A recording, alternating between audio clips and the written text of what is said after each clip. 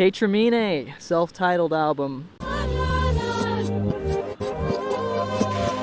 You know, as you get older and older, summer starts to feel less like a vacation and kind of more just like any other season, just a little extra hot. So that's why I find it very important to pick the right tunes for your summer vacation so you can really get into the right mindset. You know, albums like Merriweather Post Pavilion, 22 a Million, and you know, Wildflower. Those albums really make me feel like it's summer vacation, you know? It makes me feel like a cracked out teenager doing cracked out things with my cracked out friends, you know? Going on beach trips, driving around with the windows down at night, or like doing crack, you know, like that type of shit. That's what makes it feel like summer vacation. I'm gonna be honest, I've never really listened to Aminé at all. I've listened to KAYTRAMINÈ a little bit. I know his debut pretty well. I was a big fan of that one, but I haven't really listened to his second album at all. But I was seeing so much hype around this project, I just knew that I kind of needed to check it out. A lot of the marketing with this album has to do with the fact that this is like the sound of the summer, you know. A lot of people are saying, or they're saying a lot, that like summer starts the day this album drops, you know. This is the sound of summer, and I mean,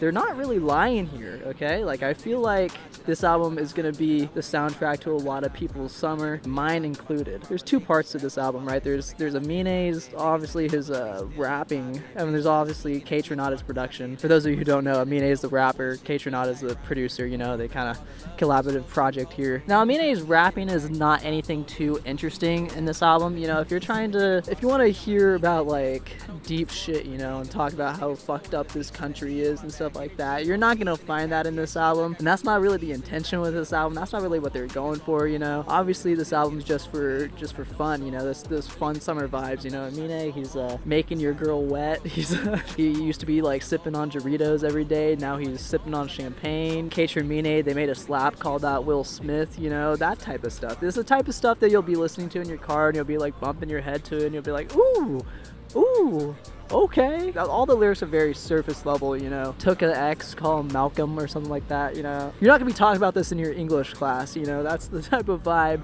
with these lyrics here. But that doesn't really matter, because I feel like the rapping is only there to really, what's the word I'm looking for? Enhance the production that KAYTRAMINè is providing, you know. If this album was just instrumental, it would not be as exciting, but I think that's the whole reason why the rapping is there. It fits together really nicely, you know. I think a lot of the instrumentals on this album kind of fit into two different vibes, you know. You got like the you're hanging out with your homies at the beach, or you're like at the pool and you're like sipping on a beer or something like that, you know. That's one part of the album, and the other part is like maybe after you're vibing with your homies, you're like driving home. Maybe you're not driving because you're like drinking a beer earlier, but like you're driving home in the back seat with the windows down and it's nighttime, or like the sun setting. That's the other vibe of the album. I mean, I feel like most tracks either fit into those two vibes, you know. Either you're at the beach or you're going home from the beach. It does it really well. I mean, I think this album really is the album of the summer. It's nothing really revolutionary, of course. Not every single album needs to be super fucking revolutionary. I was reading some of the Rate Your Music reviews, bro, and like some people were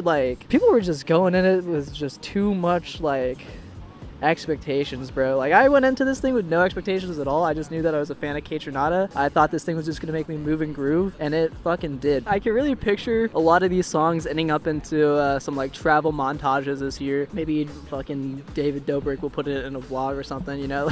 There's some great sampling on this album. I'm a big fan of Master P is one of my favorite tracks. The sampling in this track is really cool with the vocal sample. I mean, there's something like weird like reverse like synthesizers or something going on there. And Big Sean, you know, Big Sean, I don't really listen to Big Sean a lot, don't really know who he is, but he's apparently big, and his name is Sean, and he goes off on this album, that's for sure. Another good highlight here is I is really good. Oh, also I love the chorus in there, very catchy chorus, you know. That's also another thing that I think is really great about this album, is that Aminé really knows how to get those earworms going, you know. Every hook he sings in this album is like really catchy, and then this song of course is no exception. But once again, nothing really too crazy in the lyrics, you know. He's just making your girl moan in the morning and it's like really loud or something. Anyway, the instrumental of the I is really good. I really like the synthesizers, you know. That's one of I feel like I is one of those songs that you hear on your drive back from the beach at night when you're like kind of tipsy or something, and you get jump scared by Snoop Dogg, because I forget that he's in this track every single time I listen to it. This album is good. Okay, this album is good enough for me to make a video about it. This album is good enough for me to drive all the way to the beach to talk about it. Listen to it, okay? It's not revolutionary. You know, JPEG and Danny, they already made the album of the year, and I think these guys knew that the album of the year spot was already taken. So I think they were just trying to make a fun summer album, you know? I think that's really the backstory of this. And they did a fantastic job. There's really no reason to not enjoy this album unless you're just super pretentious. Just fucking vibe out, bro. That's it. That's all.